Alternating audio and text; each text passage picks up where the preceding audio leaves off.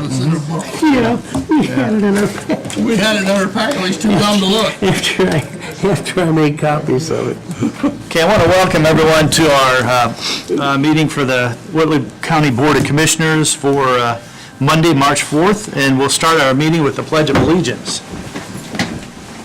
I pledge allegiance to the flag of the United States of America and to the republic for which it stands, one nation, under God, indivisible, with liberty and justice for all.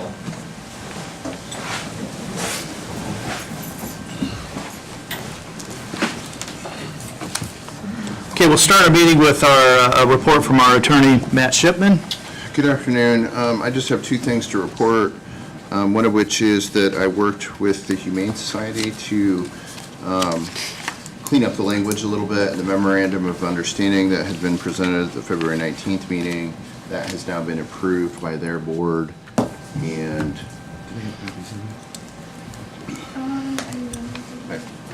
anyway, that's the new copy. You guys had first eyes on it last week. It was a little unclear to me whether or not we were paying a set fee or a per dog fee, and whether, you know, a per dog or per cat fee capped out. And so I just wanted to clean the language up to make sure. Which way did we go?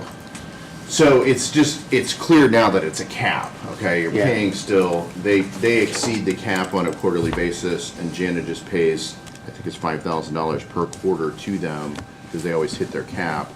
But the way it read before, it almost seemed like we owed both the per dog fee as well as kind of this $20,000 service fee. So I just wanted to make sure that it wasn't anymore. And then the only other thing is Janice sent me the engagement letter for UMBAW for the continuing disclosure services. I did review that, and that seems appropriate as well. So.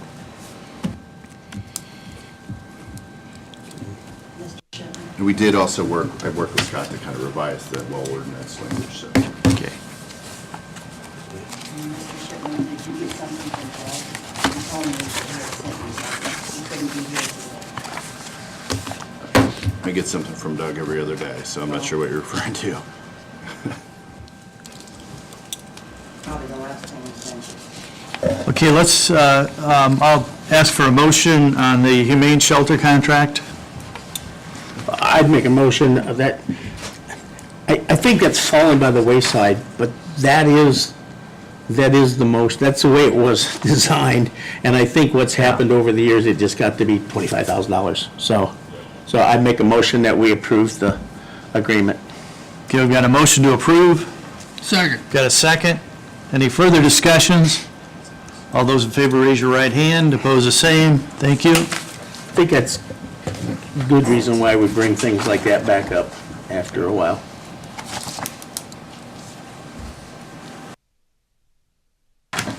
Then the other thing is the UMBAW agreement, which I mentioned, and it is set up just to be signed by George. I don't know if you guys have even seen this yet, but I have reviewed it, and it does seem fine. So whether you want to take this doesn't need to be done right away, but Yeah, I'd ask that we table that until we have a chance to take a look at it. Sure. I'll move that we table it till further notice. Second. Got a motion to table the UMBAW engagement letter. We got a second. Discussion. All those in favor raise your right hand. Opposed, the same. So are we officially supposed to start calling him Baker Tilly? I just noticed on like memo or an email I got today, it's Baker Tilly. I don't think they're going to be offended if we continue to call him UMBAW, but as of January 10th, 2019, UMBAW did merge with the firm out of Chicago as well as a firm out of Minnesota. Now their official name is Baker Tilly Municipal Advisors, LLC. Wow, okay. Yeah, Todd never really told us when he was in here. This agreement, just for what it's worth, is still from UMBAW. UMBAW. And so I think it's just a division call of. him it we could call be him UMBAW. structured in a way, that it's. Works for me.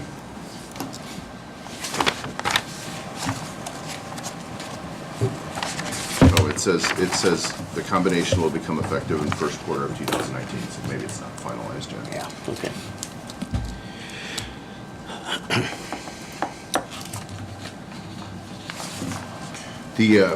Just because it's been mentioned, and I think maybe it's appropriate,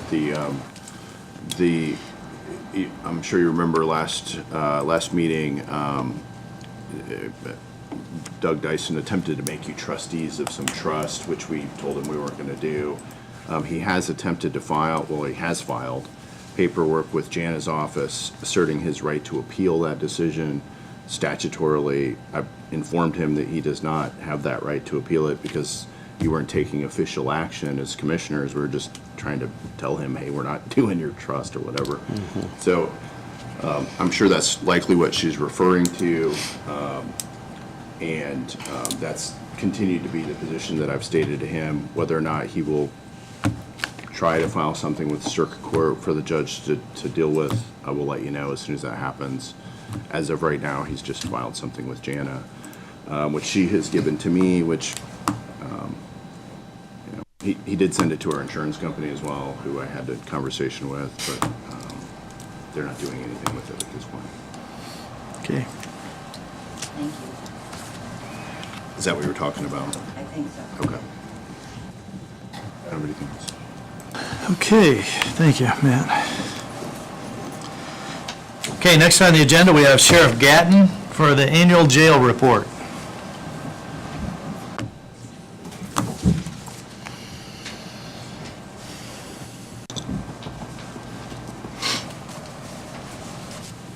Afternoon. Mark? Everybody got this sent, you've already looked at it somewhat, haven't you? Yep. Okay, there's, just here to make sure you didn't have questions for Paula too, or Phil? Yes, sir. The first page there, just a big thing I wanted to point out was the increase of bookings per day. So we average about 4.43 bookings a day, which is an increase of about 3.18% over 2017, but we all know that the population has increased. The second page talks about daily population. There's a typo on the last bulletin below the first. It says 224, it should be 124. So the average jail population went from 116 inmates in 2017 to 124 inmates in 2018.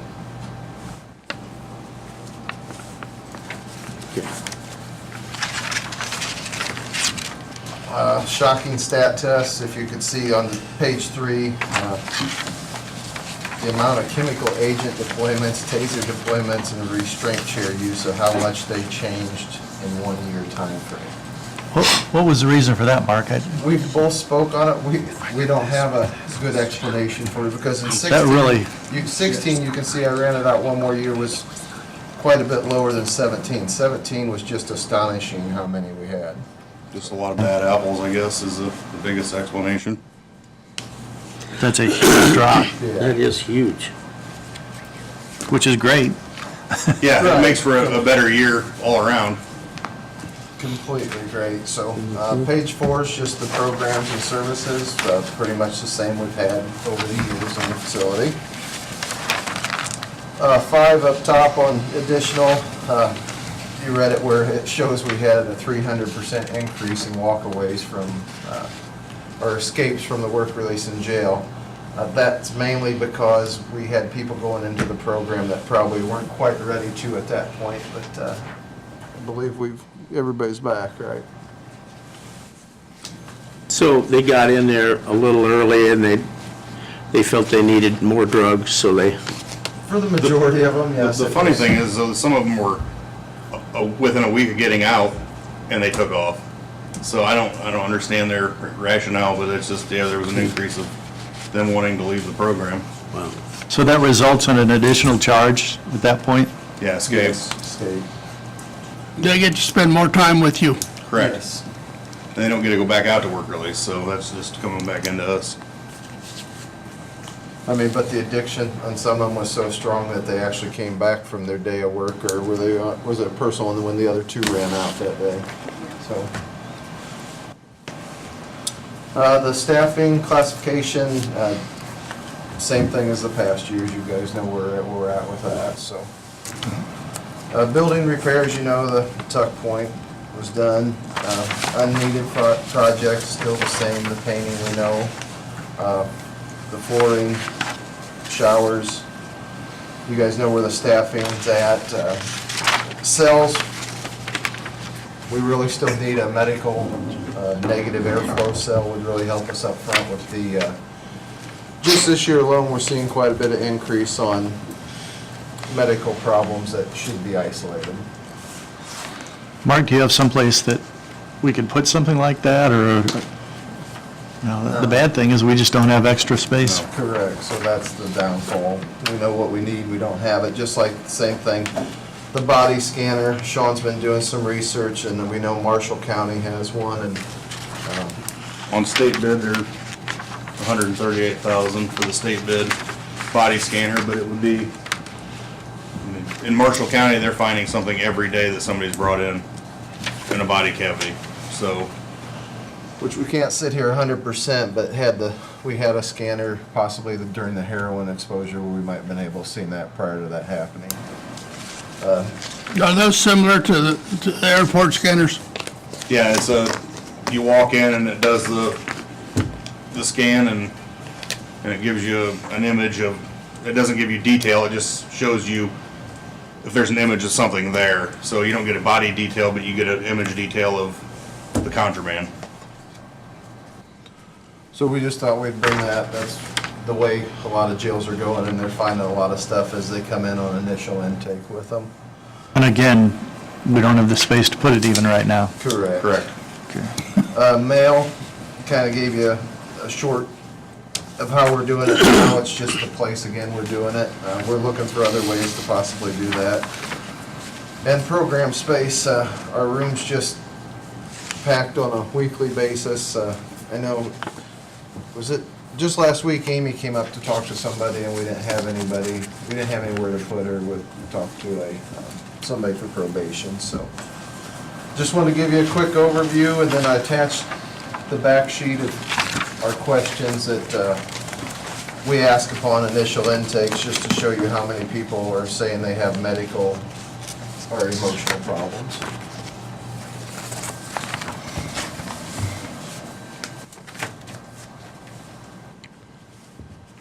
I get a question.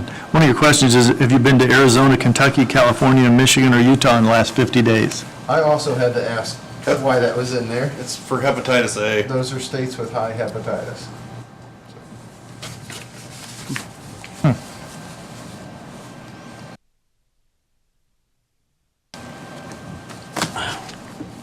There's some shocking numbers in there. Yeah, I mean, especially on the first page of the booking, number one leads us right to what we all know, drug-related offenses. I was going by this thing. Oh, that one too? This is what you ask them when they come in. Yeah, Yeah, standard question. every booking. And you had 34 female pregnancies. Yeah. Wow. We have some in there currently. We have some there currently, yeah. Whose responsibility is their prenatal care? It's ours. Yours. Yours. It's everybody's in the room. Anybody that's in our facility, it's our responsibility to take care of them. You know, they won't have any prenatal care before they come, but then it doesn't matter. We have to give them that prenatal care. So we do make sure they get prenatal Absolutely, care? yes. Okay. All right, do we have to take them? Yeah, we'll take them to the physician. hospital. Depends on if they're high risk or not, if how often they go. But yeah, they're scheduled with the nurse. Okay. But if they're still incarcerated after they deliver, Child Protective Service takes over then? Typically, as long as it's not an issue of too great of importance charge-wise, the judge will allow them to be released, have the child, and then come back after a certain period of time to finish up any time that needed to be served. So it's like Okay. FMLA? Yes,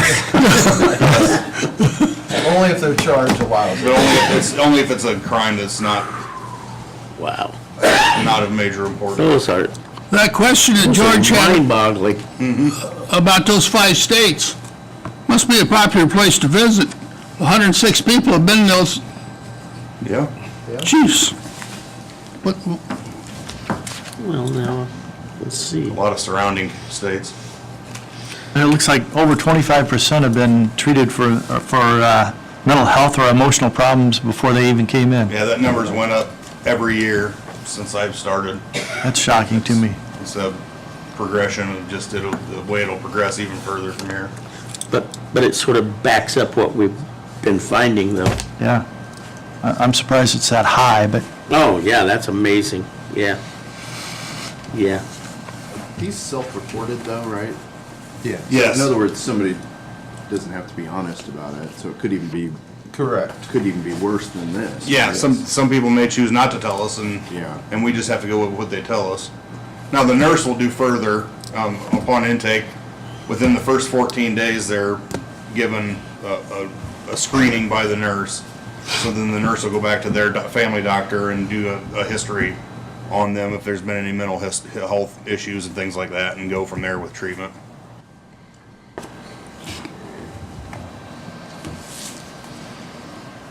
any questions for, Boy, your tax dollars, our tax dollars at work. In overtime work, yes. Right now, the jail's at a new level I've never seen in my career. We have 2 blocks of females. Never experienced that. We have 30 today, and I had 2 more coming in, so, and I've got room for 27, so. Yeah, it's just the women have been out of control. I don't mean that in a negative light. Please note who said that.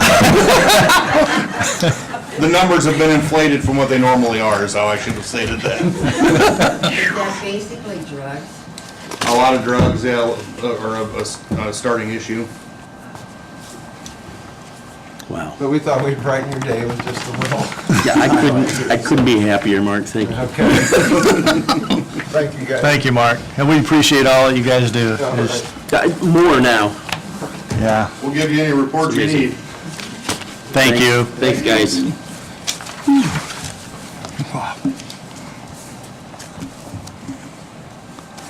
Okay, Paula Worden.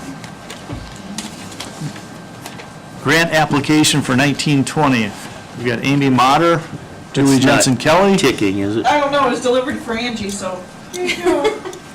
Well, you brought the whole Calvary today, didn't you? Hi, kids. Get your garage door closed. Get your garage door closed. Closed, except for that's fine. I'm sure it's ID badges. Well, we are here to request approval to submit our 2019-2020 grant application.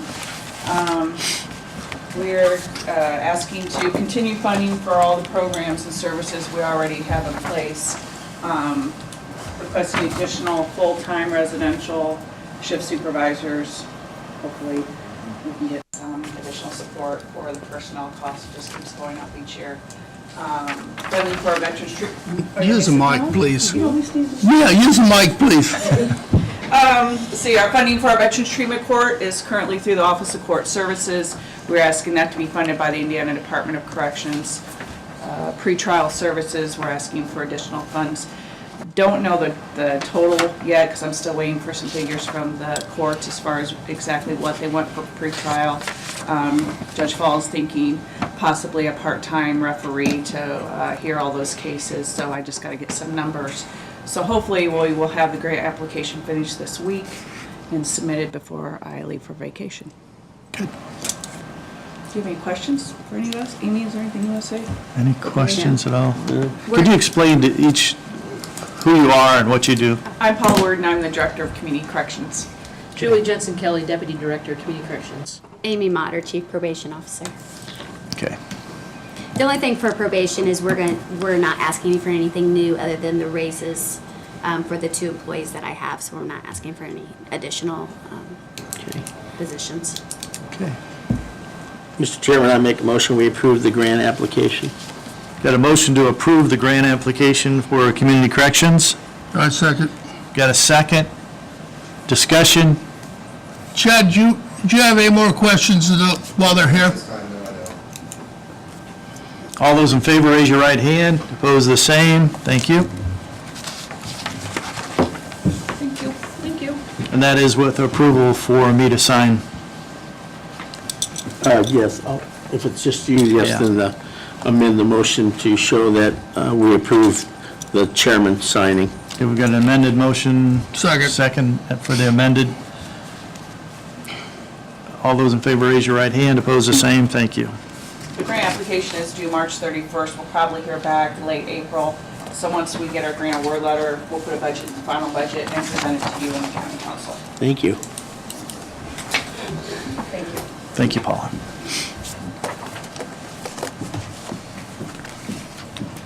We might as well let Scott tell us about this before we table it. Oh, yeah. Okay, next on the agenda, we have Scott Wagner on the well ordinance.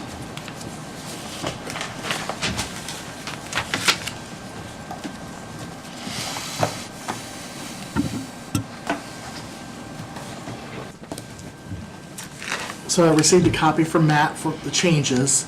I went through that, what he sent me, and saw some additional changes. I'd like to tell you if you have a copy of your own to look at. On page 6, which would be the top of the page would have an O and then 5106 powers of inspection. You see that? It should be the 6th page. Under the third paragraph at the top, under powers for inspection, it had on there, all properties at RT. It should be at any reasonable time. So I changed any. You see that, ARTY? Should be any. Yep. Okay. So that change was made. Then page 9 would be the next page.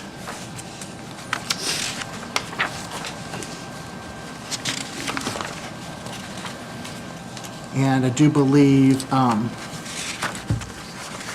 did I mark that change at? There we go. So it should, at the top it should say the following methods apply. Is that page you got? So you look at under letter B, so bridging of, or 2 words combined, so I put a space in there for that change. Then the next, the very next page, page 10, you go down under 5111. The first paragraph, it has I apostrophe C, it should be IAC for Indiana Administrative Code. Then in the next paragraph, it had a star and a Y, that should also be any.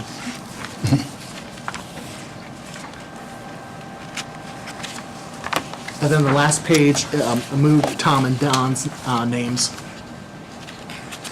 to reflect Don as the member and Tom as the vice chairman. Okay. So those are the changes that I saw upon getting his paper.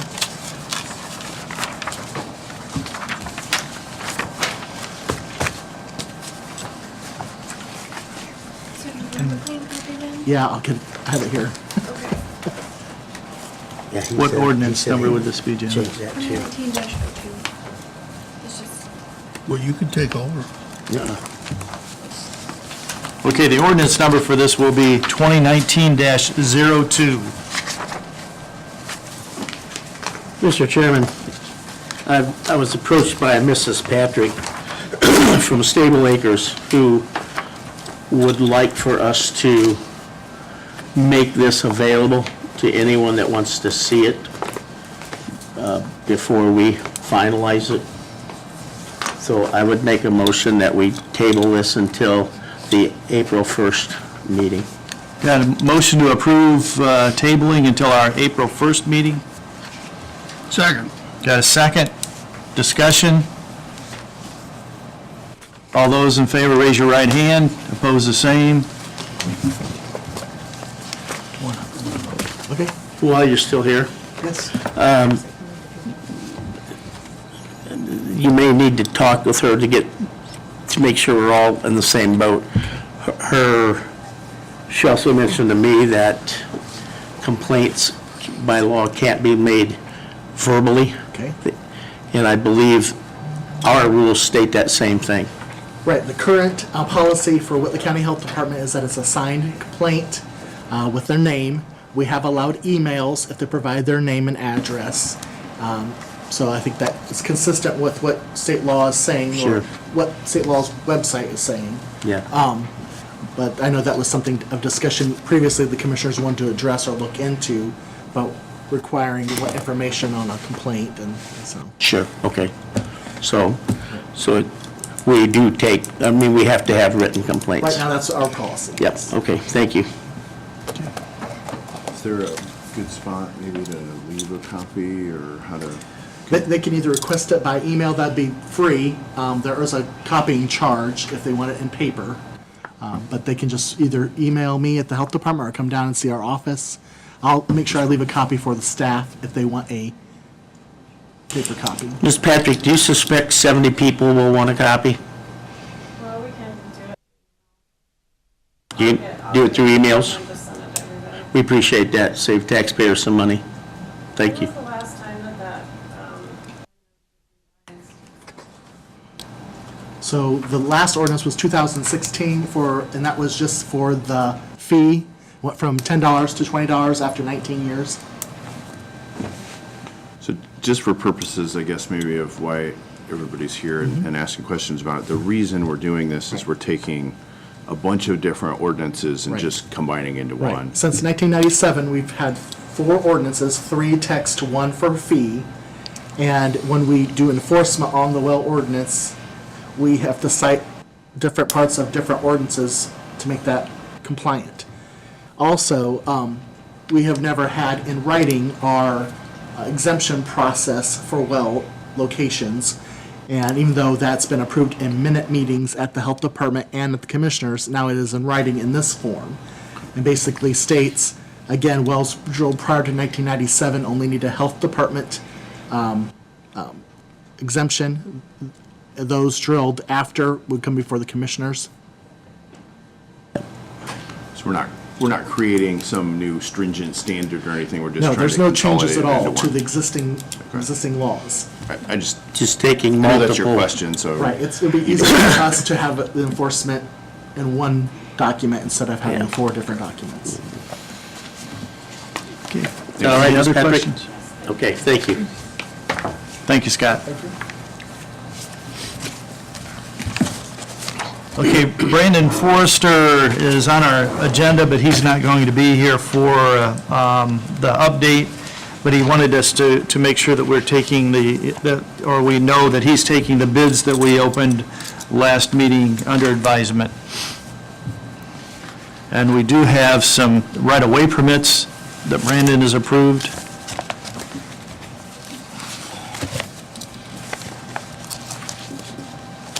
Is this all same one? That's all the same one, yeah.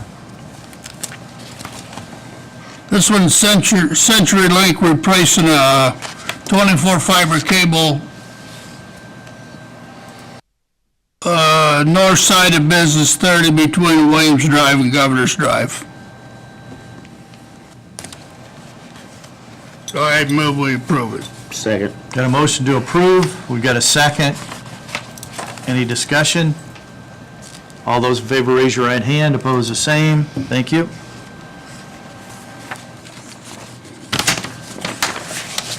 And again, these were approved by the county engineer. Second page.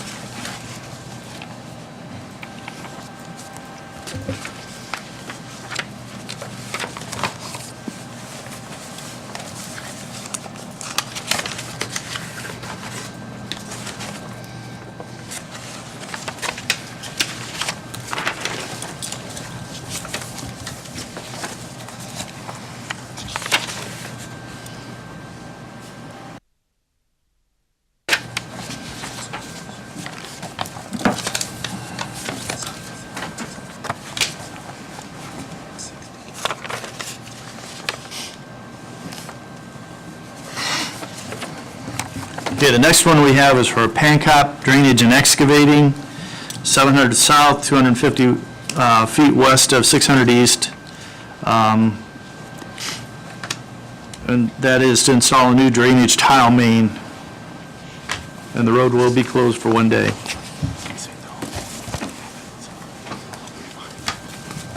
Also moved, we approve this one.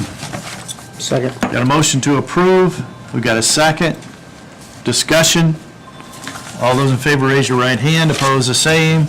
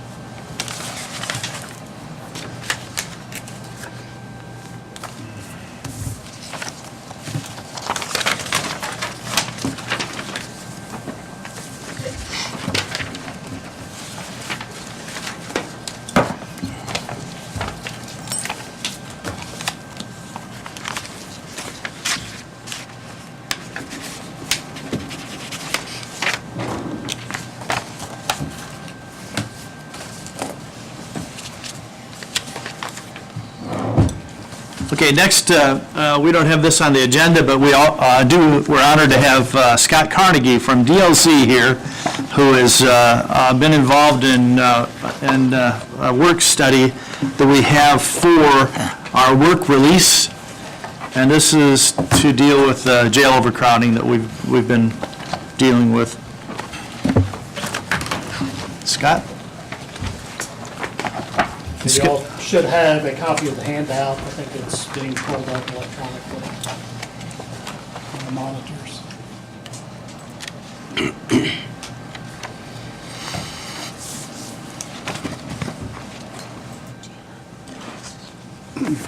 And Scott is the senior project manager for DLZ.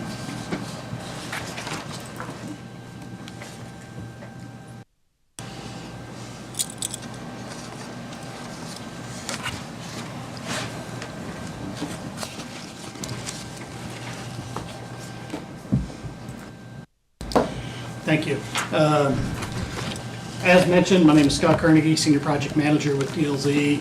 If you want to advance to the next slide, just brief introductions.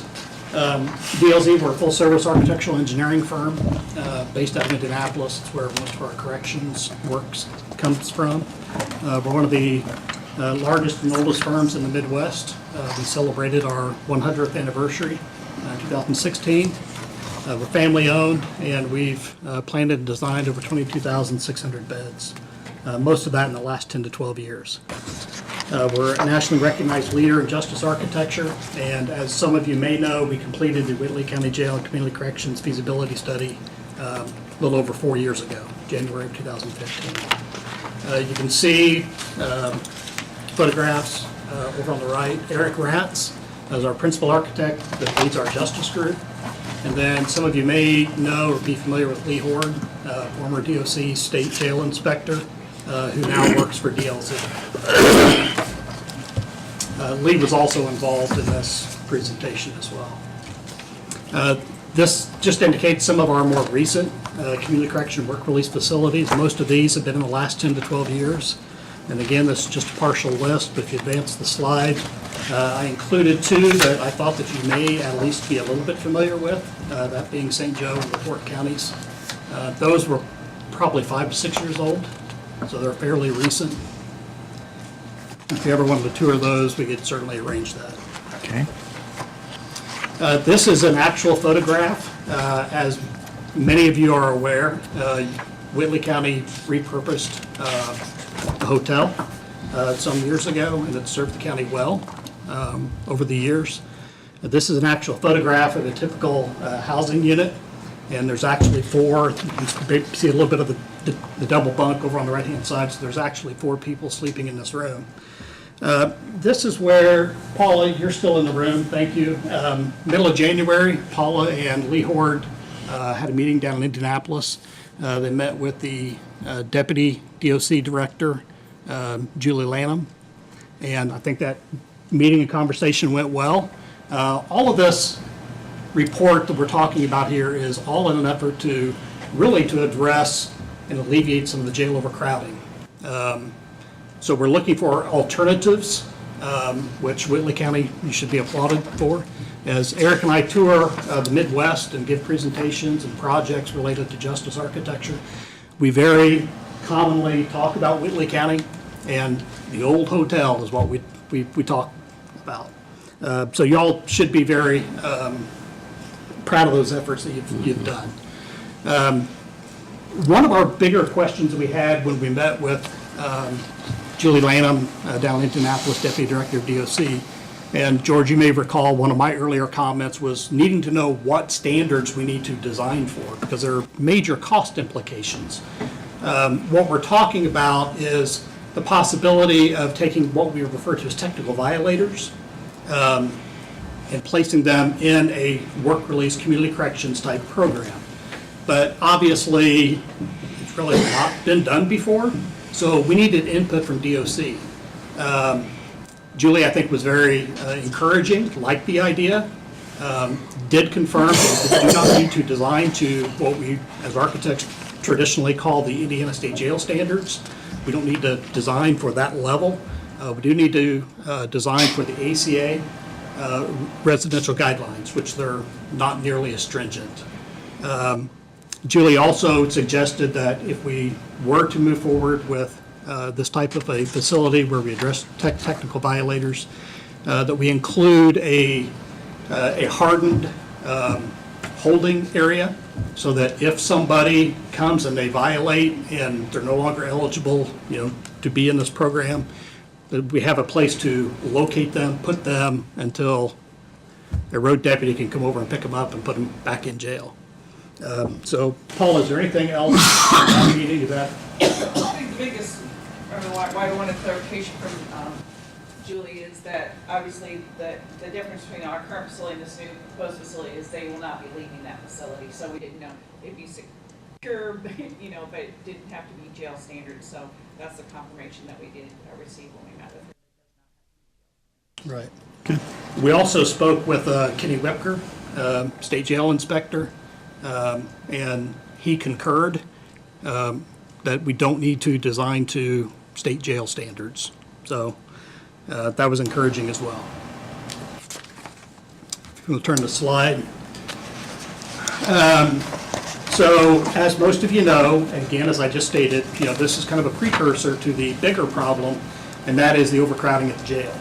The existing jail was constructed in 1987, and some of you may or may not know, but the original jail was actually constructed to house work release. And then at some point, it was moved out, and those beds were captured for jail use. DOC, Department of Corrections, actually rates your facility at 100 beds. And you can see there that I had 110 to 120 as the ADP, or the average daily population, and the sheriff that spoke just a few minutes ago, for 2018, actually, it's increased to 124. So it's gone up. In the upper right-hand corner, you'll see 80% NIC, the classification factor. NIC stands for the National Institution of Corrections. We as architects and engineers and sheriffs and jail administrators, we recognize that as a standard that we design to, so there's some uniformity.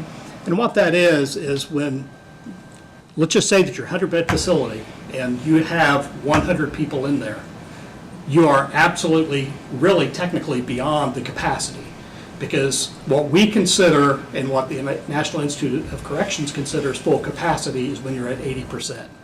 So that we have 20% of empty beds because, believe it or not everybody in jail gets along.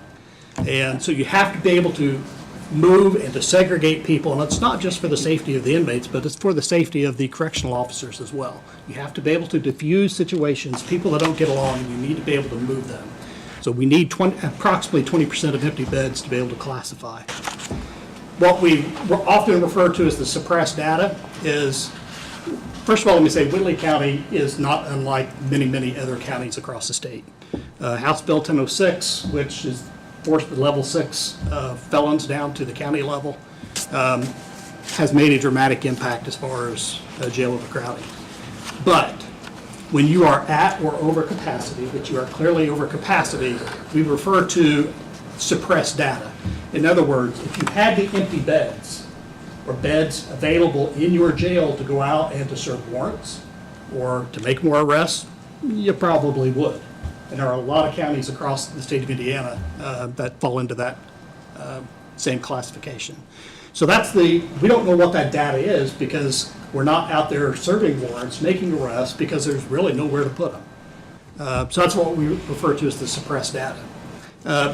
There's plus or minus, I think, that we've identified as technical violators currently in the system over the jail that would classify for this kind of hybrid solution that we're going to be talking about more definitely in just a moment.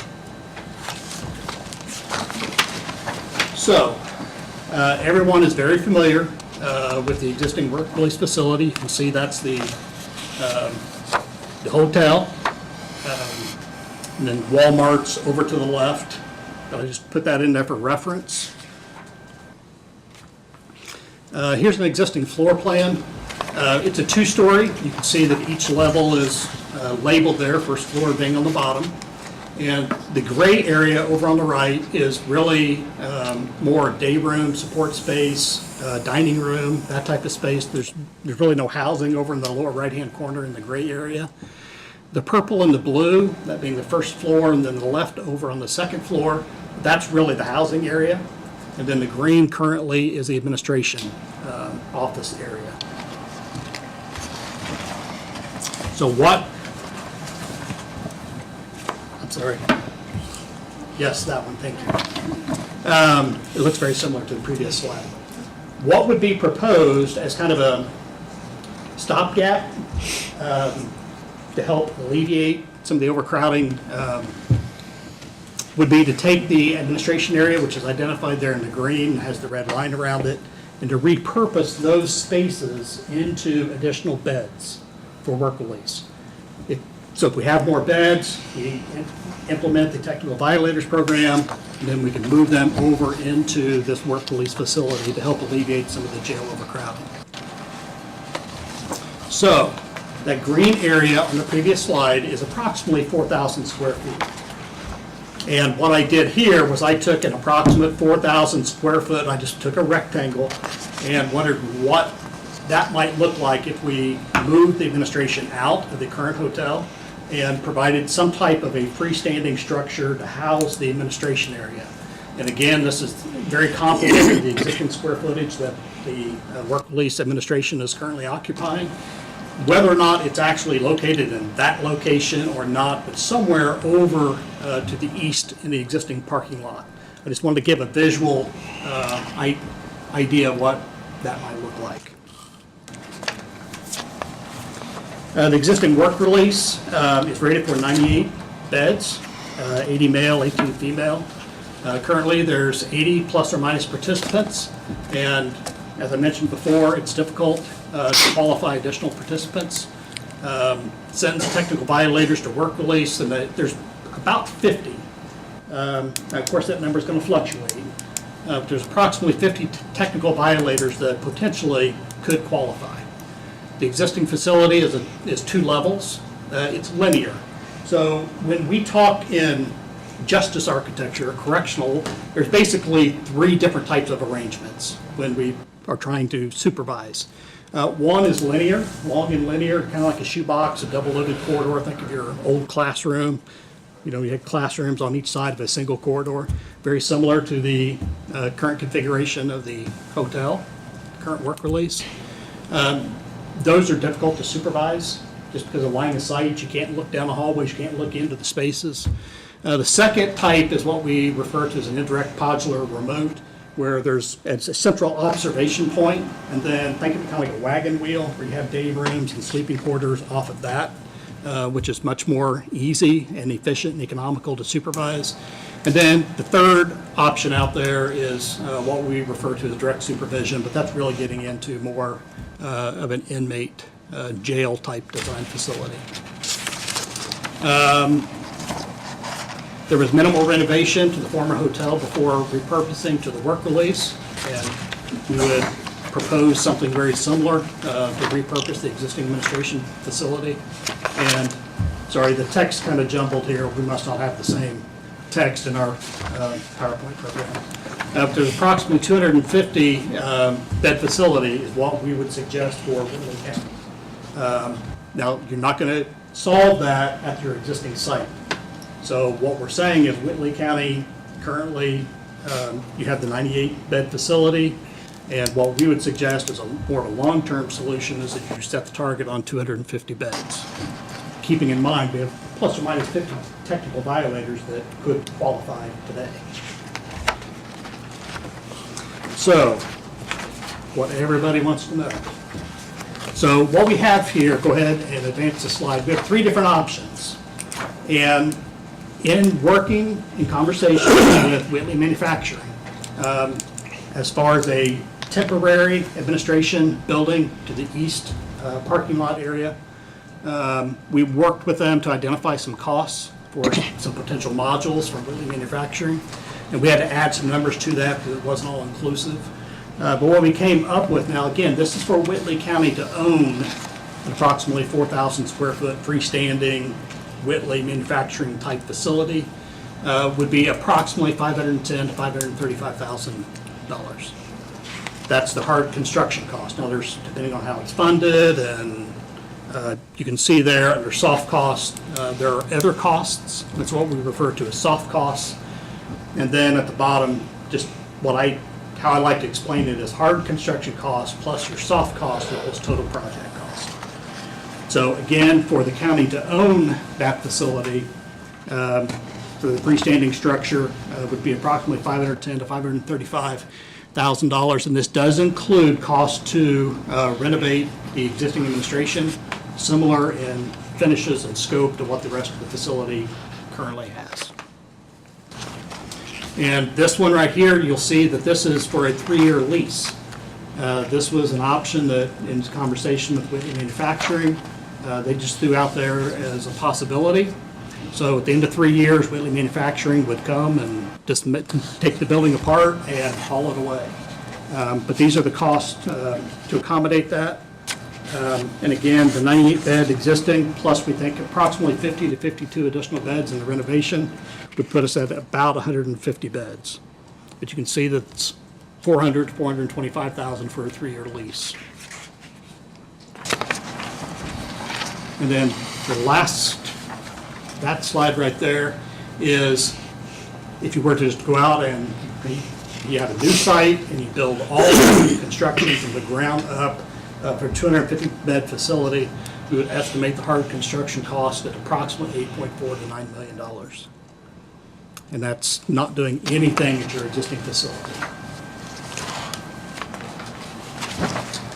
And then under, if you flip 2 slides, just give some idea on schedule, because something like this doesn't happen overnight. But if you repurposed the existing administration with minimal renovations and then constructed a new administration, kind of a temporary out in the east parking lot, you can see there's approximately 4 months just in design, a couple months of bidding and award, then 6 to 8 months in construction, and then transition and occupancy there at about a month. And then on the next slide is if you were to consider all new construction out on a vacant site. This has nothing to do with the existing at the existing work release facility. You can see approximately 6 months to design, 2 months to bid and award, 12 to 14 months of construction, and then approximately 1 month for transition and occupancy.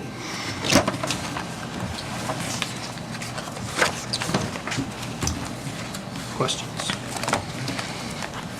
A lot of information there. Yeah, great presentation. Nice And that's- presentation. Yeah, Thank you. and that's a lot of what we need to know is some estimated cost on what we're going to need and our options also. Right.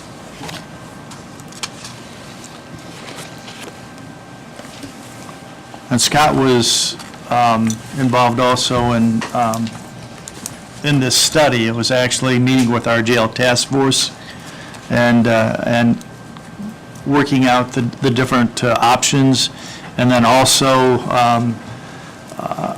breaking things down with our judges, the probation, the total court system, the jail, community corrections, on what we feel should be the needs of the future.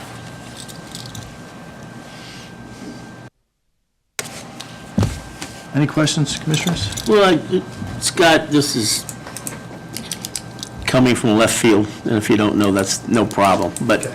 let's say that we decided to move off-site. Do you have any idea what value is in the current building we have? I really don't. I Yeah, think someone local, local to the real estate market here in Columbia Yeah, City. okay. Could give you much more accurate. But we would have that potential, right? Right, Of right. selling what we have? Okay. Yeah, I figured it probably is not in the bailiwick, but I'd ask anyway. Sure. I think, were you around when they bought that then, Don? No.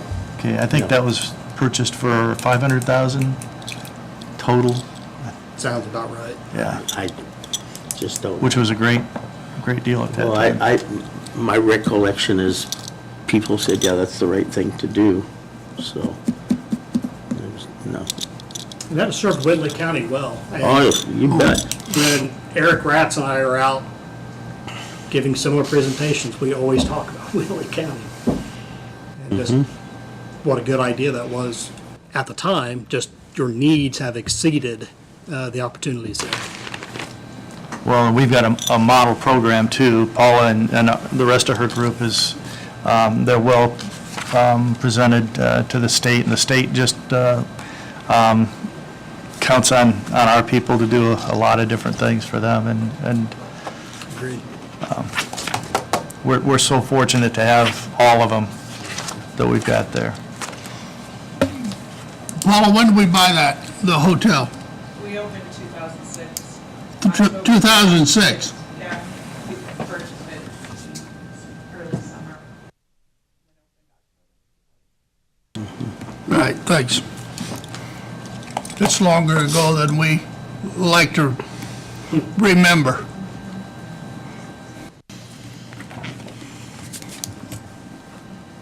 Do you have any questions at all, Matt? Angie? I'm good. Thank you, Scott. We appreciate it. Can you keep that for council tomorrow or whatever you're supposed to do? Yep.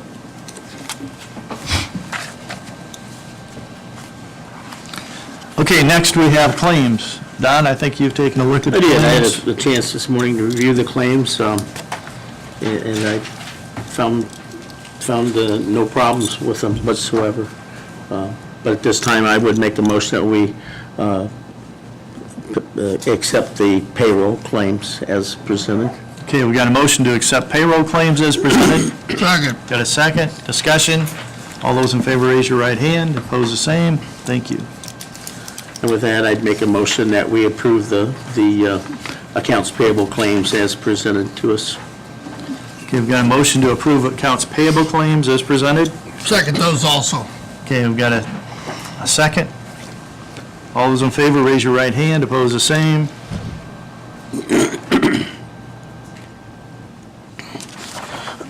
Excuse me.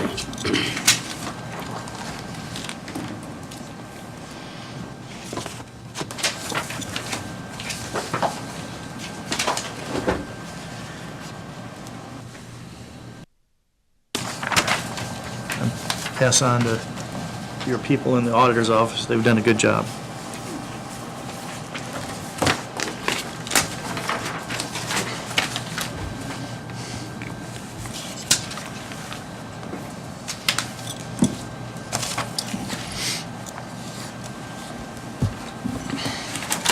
Next thing we have is minutes. We've all had a chance to take a look at the minutes. Are there any amendments? Any changes at all? I would Corrections? start with the February 19th meeting, and I would approve the minutes as presented to us. I'll second that. Okay, we've got a motion to approve this February 19th, 2019 Commissioner minutes. We've got a second. Discussion. All those in favor, raise your right hand. Opposed, the same. Thank you. How do we handle February 27th? You both would have to approve it. We approve it today. I make a motion, we approve the minutes of the February 27th a joint session from the commissioner's perspective. Okay, we've got a motion to approve the February 27th, 2019 Commissioner Council joint meeting minutes. Second. Got a second? Discussion? All those in favor, raise your right hand. Opposed, the same.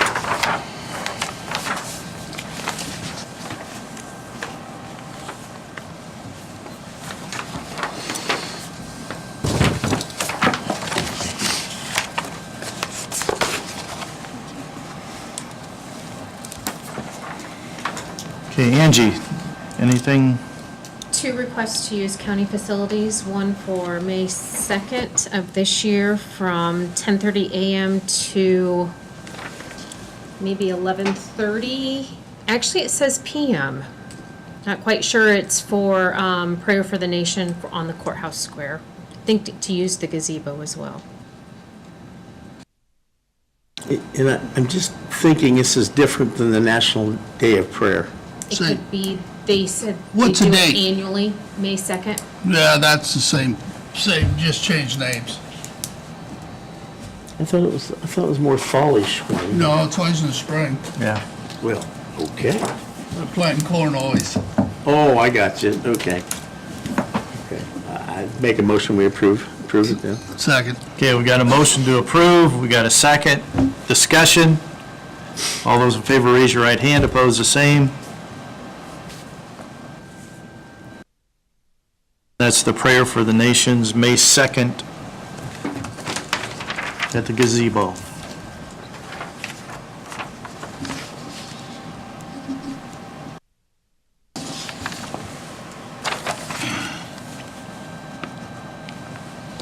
The second request is for flag retirement ceremony on June 14th from 5:30 p.m. to 9:30 p.m. on the courthouse squares.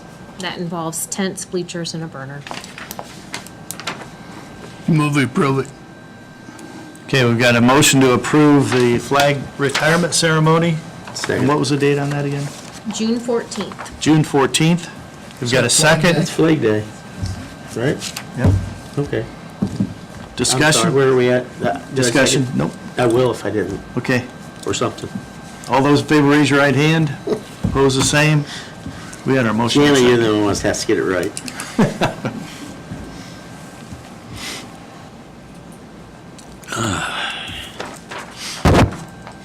That's all I have.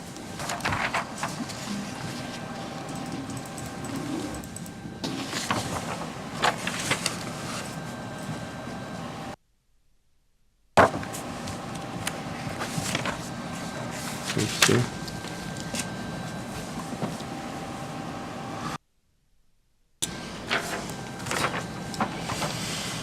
Matt, did you have anything further? Did not, no. Jana? I do not really have anything else. Commissioner? No, sir. Commissioner? What about you? I think the only thing I had was we're going to be presenting to council in the morning for an opportunity to have an additional person for commissioners and for an HR director or HR assistant for the director. And I'm hoping for approval for that. Anything else? Public? Anything from the public? Yes. Yeah. Right up here, ma'am. We can't hear you. If you speak up so the people in the back row can hear you. Okay, I'll speak up louder. Okay, in regards to like the minutes that you.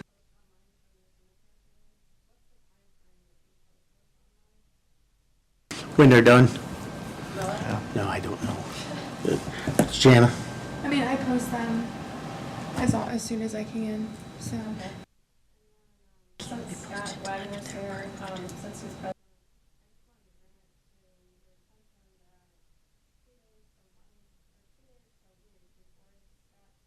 Samples from Stable Acres. The farmer had a manure truck then. And we